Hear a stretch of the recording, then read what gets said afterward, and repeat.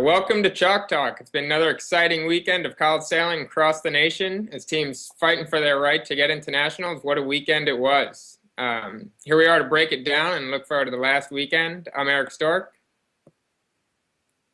Hey, Chris, you with us over there? Huh? Oh, hey, yeah. No, I'm just getting ready for the show. We're on. We're doing it. Oh, my bad. Let me just finish up here. Yeah, what are you doing, Chris? Well, like I said, I'm getting ready for the show with semifinals just finishing this past weekend and only one more weekend of qualifiers. I am psyched up for nationals. Yeah, it looks like you're psyched. I mean, next time you should probably shave before we go on, but it looks like you missed a spot right between your nose and your big dumb grin there. Yeah, it's coming in nicely, huh? Yeah, what's that for, Chris? Well, here in Boston, we have a tradition of, playoff beards or sometimes all the time beards for sports. Well, I thought for college nationals, why not do a little stashies for nashies? All right, I like it. I think, I hope we have a lot of good facial hair growers across the country. Yeah. I regret to say that I'm not a particularly good mustache grower, but I'm excited to see how you come along. All right, I think I got it. So you don't think you'll be able to bring something to the table? I might maybe get a Sharpie. All right, well, we'll see over the next few weeks who out there has the best mustaches, and who knows, maybe even at nationals, maybe we can even award a prize or something. We'll have to talk more about that later. But first, we had a great weekend this past weekend. The what was it? The third annual semifinals. Top 36 teams in the nation competing at two separate venues for 18 spots at nationals. Fantastic. I was down in Charleston for the Eastern semifinal. Just an unbelievable regatta. Great breeze, beautiful sunshine, and awesome competition. It's exactly what semifinals should be. Let's see. We had Boston College just putting on a show out there, especially in B division. Taylor Canfield, Brianna Provenza. If you look at some of these race videos, you can see BC just launched so far ahead of the competition, and hands down, they deserve to win. Charleston, winning the day on Sunday, overtakes Georgetown for second place.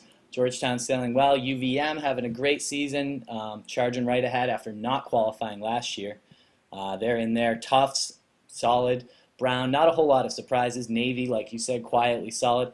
USF and Kings Point picking up the final two spots. So, Eric, you and I missed out on that one. Kings Point. Yeah, Kings Point, they beat out our picks of Washington College and Hawaii, among many others. But yeah, it looked like a great event. 15 races. That's awesome for one fleet. And I gotta mention, I forgot. One shout out.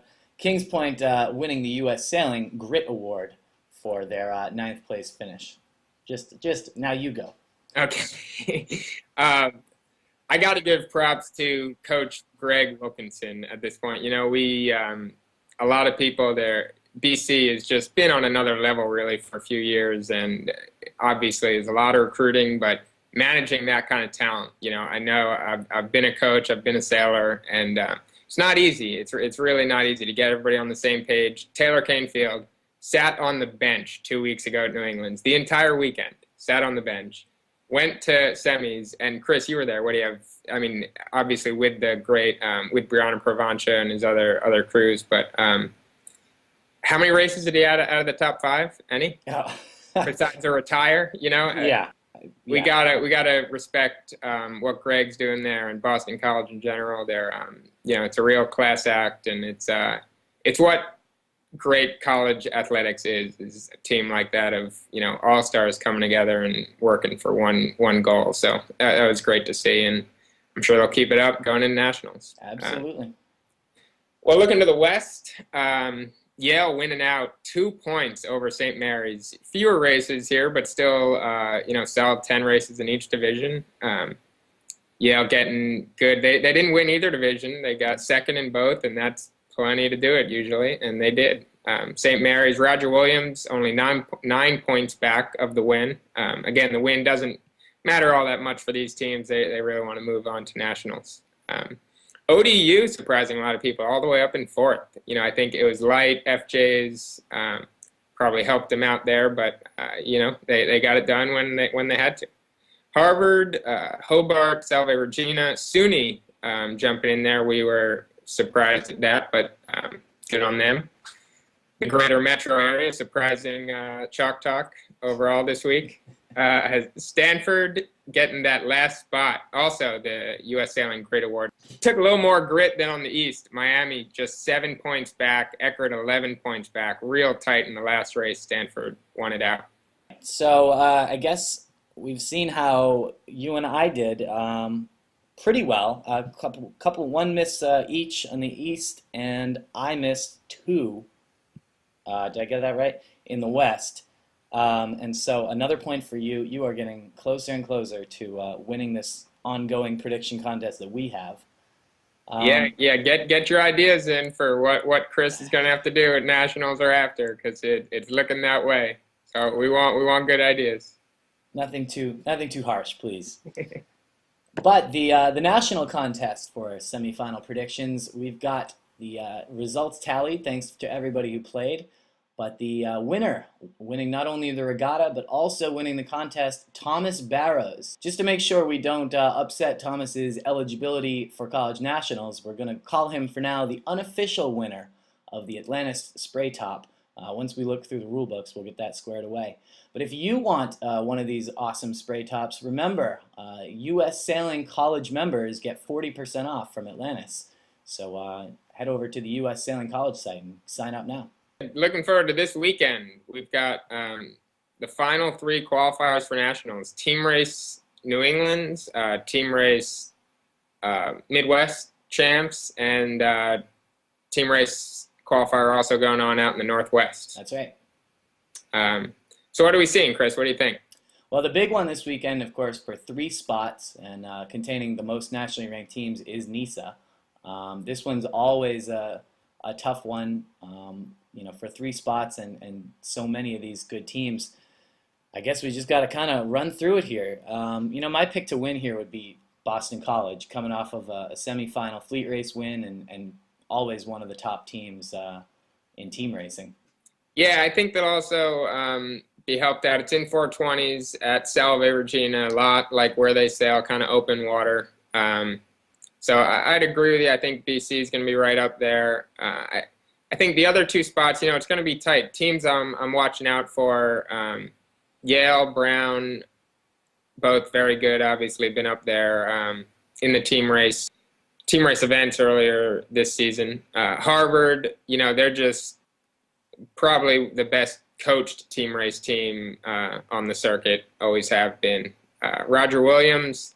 Interestingly, Roger Williams, John Enright will not be competing on the team. This is the team that just won the Southern New England team race. Yeah.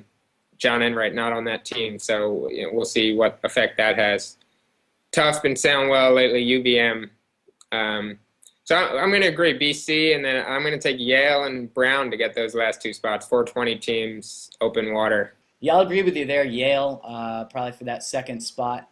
I'm thinking for the third one, Harvard, one of the best coach teams, like you said, and with great success this season. But I'm excited to see the fight. I imagine it's going to come right down to the end. A lot of teams possibly picking up that third one.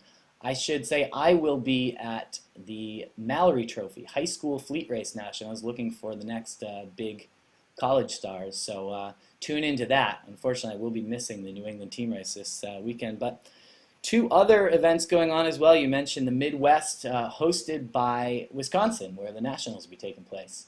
Yeah, it'll be exciting to see the national site. Hopefully we get some kind of coverage from there. So for the 2 spots, I think Wisco will protect the home waters, and they've got talent to do it.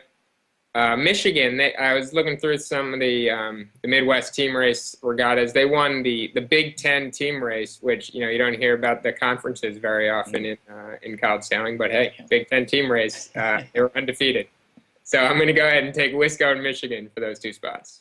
Yeah, I'm going to have to agree with you there. Wisco and Michigan, top programs out there. And then finally in the Northwest at Oregon Team Race Championships, the final 3 championships of the year. Who do you have performing there? University of Washington. I mean, that's their district. Yeah, they own it. All right, yeah, all right. I'm with you. And now to the U.S. Sailing College Sailor of the Week. This is exciting for me. I get to introduce this week. I've got Justin Doan and Katie Jewett from Stanford, two great sailors that I had the pleasure to coach when I was out there back last year. Justin just a sophomore now. Katie's a junior. They were real tight going into the last race for that 9th spot, getting that U.S. Sailing Grit Award, coming away with all sorts of U.S. Sailing prizes this week. But what was it? They were tied with Miami, and Eckerd was only 11 points back. Justin and Katie went out in the last B Division race, won the race, put just enough space between them and their competition, and got the job done. So congrats to them. Congrats to them. Thanks, Eric. And remember, big weekend coming up here, the final qualifier weekend before Nationals. So get those mustaches growing. And if that mustache isn't going to be embarrassing enough already for you, Chris, let's get something good from Sailgroove Nation out there for you to do when I win the prediction contest. All right, yeah, give your ideas to Eric for what he's going to make me do when I lose. All right, well, that's going to wrap it up. Thanks for joining us as always, and thank you, Eric. See ya. All right.